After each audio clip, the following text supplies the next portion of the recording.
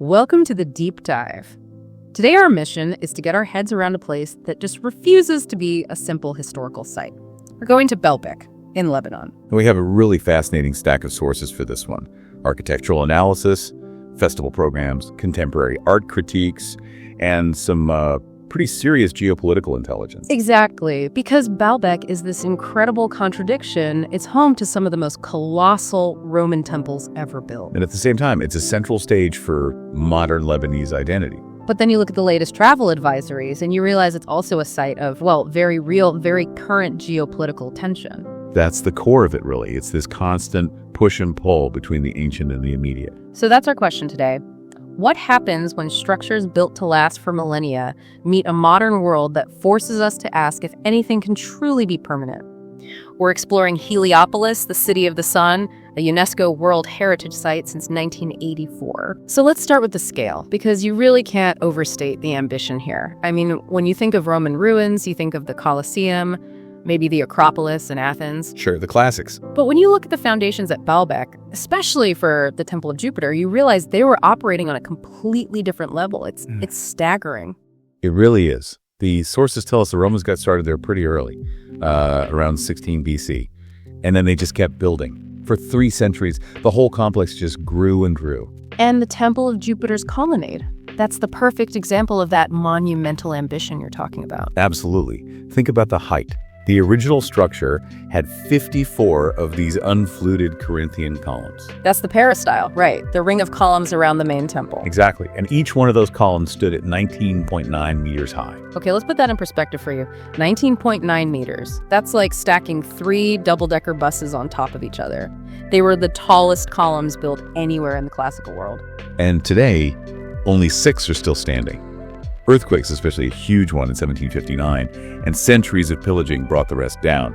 But those 6, they still completely dominate the landscape. You get a real sense of what the Romans were going for. If I keep coming back to the foundations, the columns are one thing, but the platform they built all of this on, that's where the real mystery is. I'm talking about the trilithon. Ah, the trilithon, yes. That's what captures everyone's imagination. It means 3 stones. And it's part of this enormous platform made of 24 monoliths. And these 3 stones are just... They're over 19 meters long, about 4.3 meters high, and they each weigh around 800 tons. Wait, hang on, 800 tons each? That's over 1.5 million pounds? Do our sources have any credible theory on how they moved them? I mean, without modern cranes? That's the thing. It remains a genuine archaeological mystery. We don't fully understand how they quarried, transported, and then placed stones of that size with such precision. It seems to defy the known engineering limits of the time. And what's even more fascinating is that they were apparently ready to go even bigger. How do we know that? Because if you go to the nearby quarry, there are 2 even larger stones just sitting there, unused. One is the family stone of the pregnant woman. That's about 1,000 tons. 1,000 tons. And there's another one next to it, even bigger, maybe 1,200 tons. The fact that they could even cut and shape stones that massive tells you they were operating on a level we still struggle to comprehend. Okay, so moving from that engineering puzzle, let's look next door to the Temple of Bacchus. It's celebrated for a totally different reason. For its preservation. It's one of the best preserved Roman temples in the world. It was built a bit later under Emperor Antoninus Pius. It's still huge though, right? Oh, it's substantial. 66 meters long, 31 meters high. Its survival is just remarkable. And its dedication to Bacchus, the god of, wine and festivity. That's deeply tied to the land itself, isn't it? Precisely. Baalbek is right in the middle of the Boca Valley, which is incredibly fertile. And if you look closely at the carvings inside the temple's main chamber, the cella, you see all these ornate grapevines and symbols of fertility mixed in with the mythological scenes. It's a beautiful link between the architecture and the environment. That idea of festivity, it's a surprisingly good transition to modern Baalbek, because this site isn't just a relic. It has been consciously reborn as a cultural stage, mainly through the Baalbek International Festival. Yes, the BIF.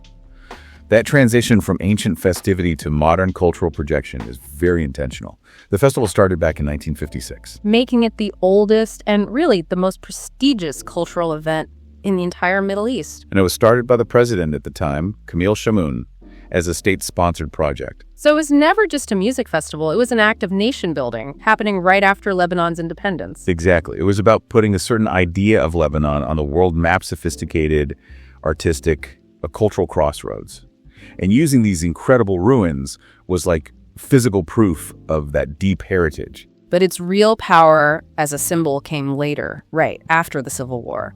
I read it was on hold for 22 years. A 22-year hiatus, which makes its return in 1997 so much more powerful.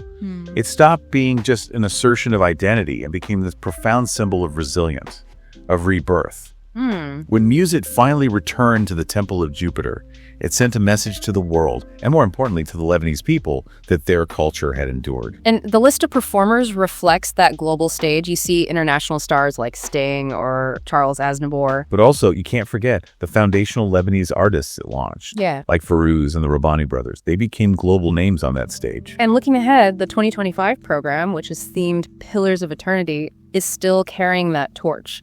They're staging the Opera Carmen in July. That legacy is very much alive. Okay, so the site is a timeless stage, but this is where things get really provocative for me. In 2016, these same ruins hosted a contemporary art show called The Silent Echo, and it really forced people to question what it means to preserve heritage at all. That was entirely the curator's goal. Karina El Halou wanted to disrupt that sort of passive appreciation we have for old things. She put the art in the dark, rough stone tunnels under the museum, questioning everything from destruction to ownership. Let's talk about a couple of the pieces, because they create this incredible conversation between the ancient and the modern.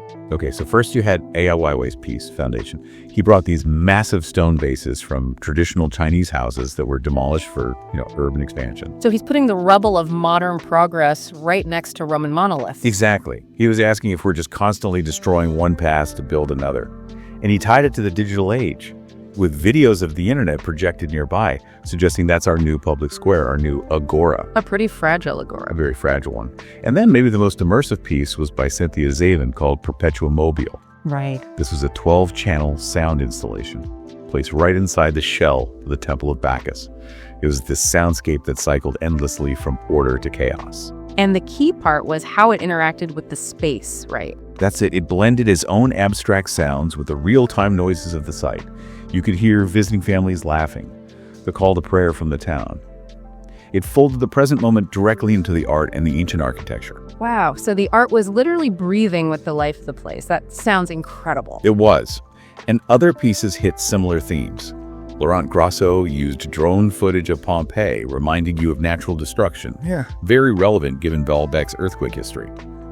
And Susan Hiller presented recordings of extinct languages, focusing on that intangible loss.